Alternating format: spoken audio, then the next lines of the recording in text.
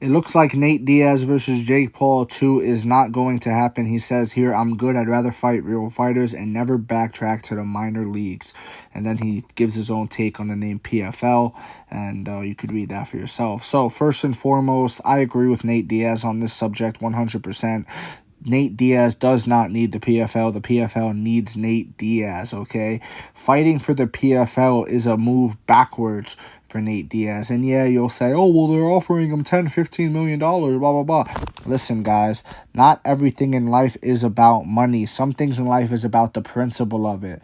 And for Nate Diaz to swallow his pride and go fight for an organization that's already chosen their side, because Jake Paul, like, he has stocks in the company of PFL. Like, they gave him like some weird position or something like that. Like, they gave him like a job, kind of,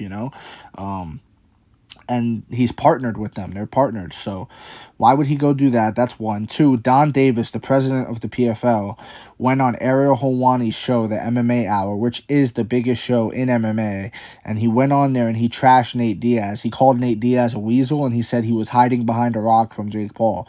Listen, why the hell would Nate Diaz go and sign with you after that? You know what I mean? That's just complete disrespect.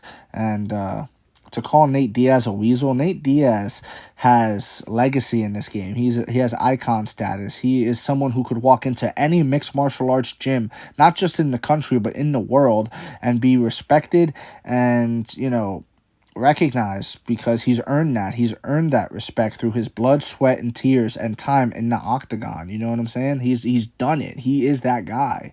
He's a legend, and he's earned that status.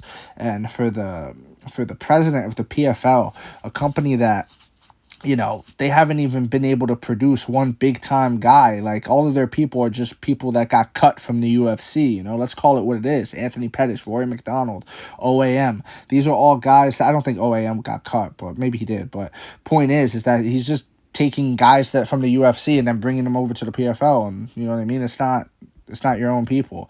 You're not breeding new talent. You're not, breeding competitive talent. Like, it's just one of those things. Like, how dare you? You've only been around for 5 years. Not even. I don't even think the PFL has been around for 5 years, guys. So for me, I'm totally on Nate Diaz's side.